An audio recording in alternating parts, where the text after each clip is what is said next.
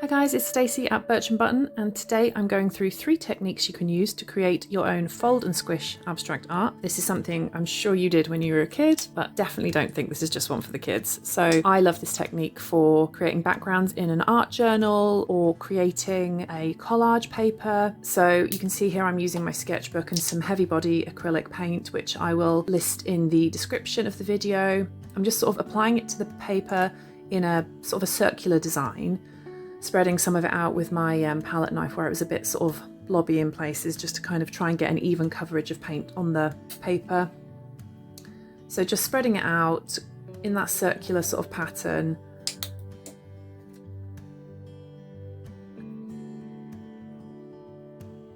And I'm now about to close the book, should I say, and give it a good squash. And then this is how it comes out. The one thing I love about using the heavy body acrylics for this sort of technique is that lovely, lovely texture that you get when you open the page back up again. So I really love that.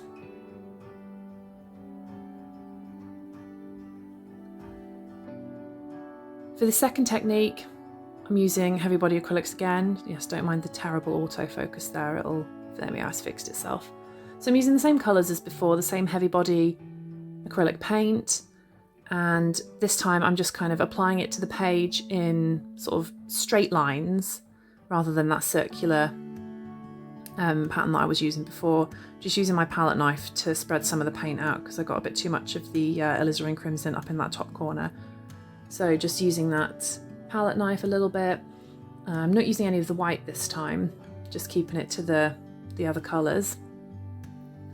Giving it a squash, and this is how that one turns out as well. So you can see more of that great texture.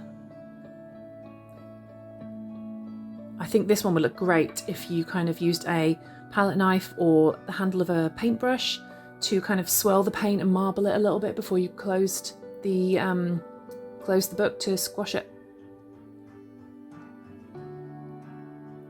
So technique 3 here, I'm using acrylic ink, which is a much more fluid paint, but still really highly pigmented. So I love acrylic ink. I love the effects that you can create with it. So I've got a few different colours for this, which again will be listed out in the description. But I got some blue, green, purple, and some white.